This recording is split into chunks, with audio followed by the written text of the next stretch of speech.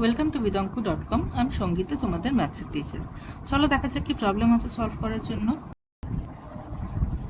ax plus by by a equals to bx minus ay by b হলে দেখা যে প্রতিটি অনুপাত x এর সমান।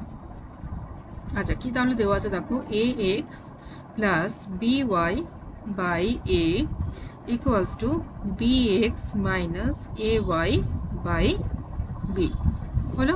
আচ্ছা, এবারে দেখো আমরা কি করব, প্রথম যে ফ্র্যাকশনটা আছে তার উপরে নিচে লব বা হরের সাথে আমরা a দিয়ে গুণ করব।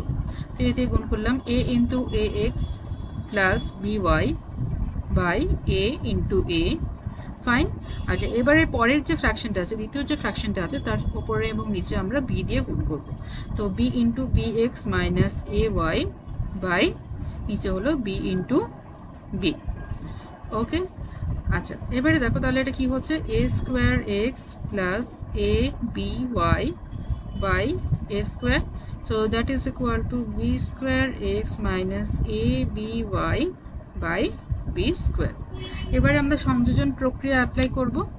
তো সংযোজন প্রক্রিয়া প্রয়োগ করে পাই,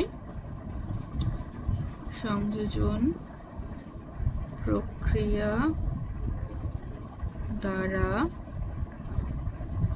পাই, ঠিক আছে। তো লবগুলির যোগফল, তো a square X plus a B Y plus B square X minus a B Y by a square plus B square হলো। আচ্ছা, তো a বি ওয়াই ক্যান্সেল হয়ে গেল, দিয়ে এক্স কমন নিলাম, a square plus B square by a square plus B square হলো। তো a square plus B square cancel হয়ে গিয়ে হলো এক্স।